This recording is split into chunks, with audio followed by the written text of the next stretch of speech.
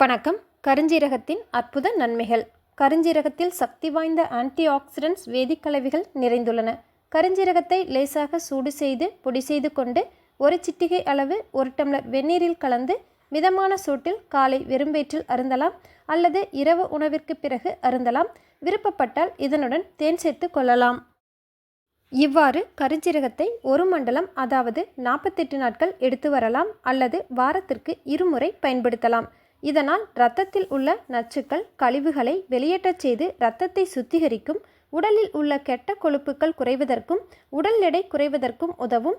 உடலின் உட்பகுதியில் உள்ள ரணங்கள் வலி வீக்கங்கள் கட்டிகளை குறைக்கும். கருப்பையில் உள்ள நச்சுக்கள் கழிவுகளை நீக்கும். நுரையீரல் மண்டலத்தில் உள்ள தொற்றுக்களை நீக்கி பலப்படுத்தும். செரிமான சக்தியை அதிகரிக்கச் செய்யும். வாய்வு தொல்லை பசியின்மை போன்றவற்றை குறைக்கும். குடற்புழுக்களை வெளியேற்றும். புற்றுநோயை உருவாக்கும் காரணிகளை அழித்து புற்றுநோய் வராமல் தடுக்கும். கருஞ்சீரகம் இரத்தத்தின் கெட்டித்தன்மையை குறைக்க உதவுவதால் இதய குழாய்களில் அடைப்புகள் ஏற்படுவதை தடுத்து மாரடைப்பு போன்ற இதய நோய் ஏற்படுவதை தடுக்கும். இதய ஆரோக்கியத்தை மேம்படுத்தும்.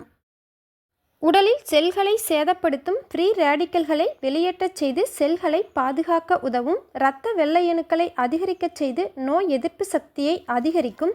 உடலில் இரத்தம் சுத்தமடைவதால் தோல் தொடர்பான நோய்கள் குறைவதற்கும் கல்லீரல் தொடர்பான பிரச்சனைகளையும் குறைக்கச் செய்யும். உடலில் உள்ள ராஜ உறுப்புகள் அனைத்தையும் பலப்படுத்தும். உயர் இரத்த அழுத்தம் அதிக சர்க்கரை அளவு குறைவதற்கு உதவும்.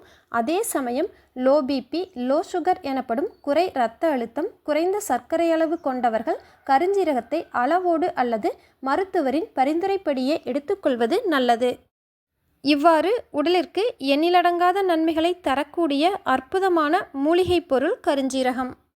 இந்த பதிவு பயனுள்ளதாக இருந்துச்சுன்னா லைக் ஷேர் கமெண்ட் பண்ணுங்கள். இது போன்ற பதிவுகளுக்கு நமது அஸ்வம் தமிழ் ஹெல்த் சேனலை சப்ஸ்கிரைப் பண்ணுங்கள். நன்றி.